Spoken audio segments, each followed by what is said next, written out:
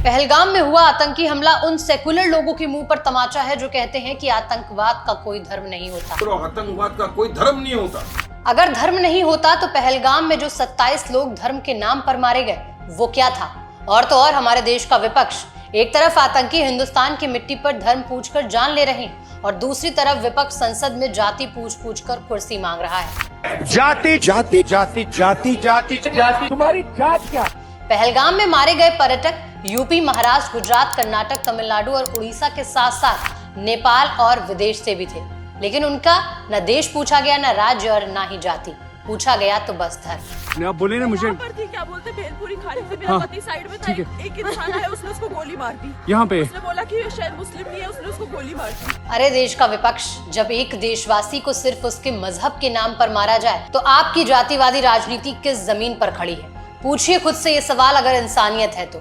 जम्मू कश्मीर में फिर हमला हुआ है और इस बार 27 पर्यटक मारे गए। वो लोग जो सिर्फ कश्मीर को देखना चाहते थे अब ताबूत में वापस लौटे हैं। कहाँ है वो तमाम सेकुलर आवाजें जो हर घटना में बहुसंख्यक समाज को कटघरे में खड़ा करते हैं, जो हर बार मानव अधिकार की मोमबत्तियां जलाते हैं? क्या इंसानियत सिर्फ एक पक्ष की होती है? क्या मजहब देखकर संवेदनाएं बदल जाती हैं? जब पीड़ित हिंदू निकले तो आपकी जुबान पर ताले क्यों लग जाते हैं? जेएनयू में कश्मीर मांगे आजादी के नारे लगते हैं और आज जब कश्मीर में बेगुनाहों को धर्म पूछकर मारा गया तो आपकी उस आजादी का क्या मतलब है? कश्मीर में मजहब पूछकर मारे गए लोग इंसान नहीं थे क्या? क्या सेकुलरिज्म का चश्मा इतना धुंधला है कि उसमें सिर्फ एक मजहब ही पीड़ित दिखता है, हिंदू क्यों नहीं? क्यों है ये दोहरापन? पहलगाम में आतंकवादियों ने पर्यटकों को गोली मारने से पहले उनके नाम पूछे और कलमा भी पढ़वाया, तो क्या अब भी आप कहेंगे कि आतंकवाद का कोई धर्म नहीं होता? पहलगाम में हुआ यह हमला सिर्फ आतंकवादियों की दरिंदगी नहीं बल्कि हमारे सिस्टम की भी नाकामयाबी है। आखिर कब तक? ये कोई पहली बार नहीं है और अफसोस की बात यह है कि शायद आखिरी बार भी नहीं। जम्मू कश्मीर में न सेना सुरक्षित है और ना ही वहां घूमने आने वाले पर्यटक। हमें फिर एक बार सुनना पड़ेगा कि हम कड़ी निंदा करते हैं, हम चुप नहीं बैठेंगे, आतंक के खिलाफ जीरो टॉलरेंस है। पुलवामा के बाद हमने कहा था कि अब कभी नहीं, लेकिन आज फिर वही सवाल, फिर वही आंसू और फिर वही मातम है।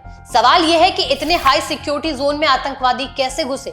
कहां गया था आपका इंटेलिजेंस जब लश्कर कमांडर आतंकी अबू मूसा और पाकिस्तान आर्मी चीफ असीम मुनीर ने कश्मीर के खिलाफ जहर उगला था? बांग्लादेश के अंदर हिंदू बनिए के मफादात दफन हो गए। मोती बंद अदालत के अंदर तूने ये किया, कागज तेरा था, जज तेरा था, मैदान मुजाहिद का है, जरा करके देख। इंशाअल्लाह गोलियों की बुछार से हम तुम्हारी गर्दनों और शहादा की कुर्बानियों की लाज रखेंगे। Well, our forefathers they thought that we are different from the Hindus in every possible aspect of life. Our religion is different, our customs are different, our traditions are different, our thoughts are different, our ambitions are different. क्यों intelligence ने इसको नजरअंदाज किया?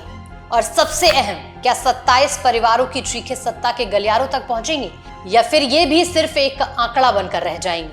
हम जवाब चाहते हैं। पहलगाम जैसे पर्यटक स्थल पर आतंकवादी हमले की घटना ये साबित करती है कि सुरक्षा बलों की रणनीतियां और सरकार की प्राथमिकताएं सही दिशा में नहीं जा रही।